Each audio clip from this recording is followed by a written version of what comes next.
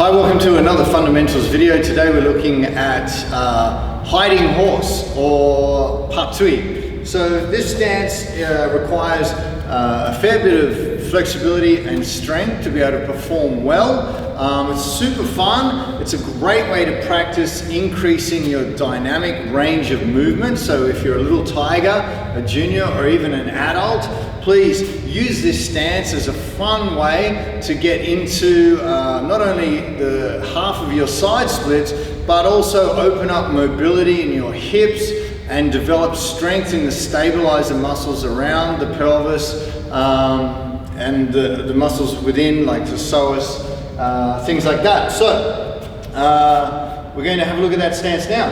We're going to find a horse stance position, and from your horse stance you're going to want to step or turn this foot out a little bit. So that just gives you a little extra width. Eventually you'll be able to do it this stance like that, but you may want to give yourself a little bit of help by extending that foot out a little longer. So what are the key points of this stance?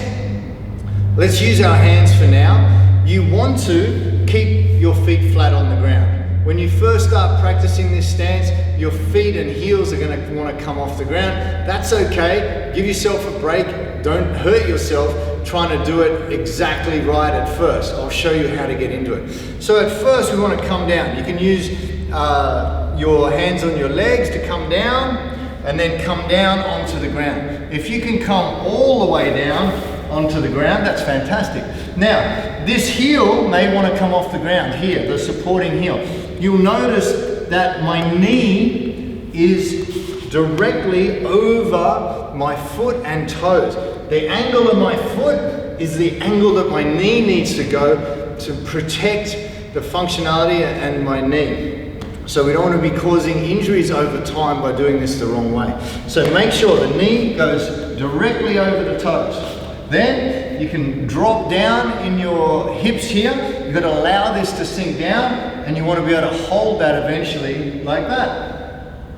Now, what we want to do to get into this stretch is slowly work this heel down to the ground. If it's off the ground, that's okay. Let's try and use one hand behind, one hand in front. Support yourself. Keep the toes lifting up if you wish.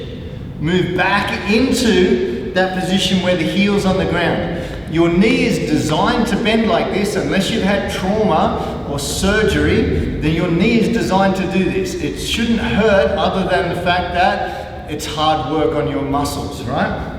Now, from here, I can bring this hand back and I'm going to try and work that foot flat down on the ground. As I start to do that, then I'm going to bring the other hand over. I'm going to start working that foot down more and more. And you can do that on both sides, of course. So watching, I'm going to bend this foot, this knee over the foot, and I'll do that here. I'm going to work that up off the ground. I've got this heel flat now, and I'm working this. Just trying to open up the adductors, open up the hip, like so. Remember, we have a stretching section. You can look at all the individual stretches and specifically look at the ones for the legs and the hips and the glutes to open this up. Coming back into that position now, I'm working that foot down from the front now, keeping the knee over the toe, working it down, opening it up until I'm bang into that position there. You want to be able to reach that toe.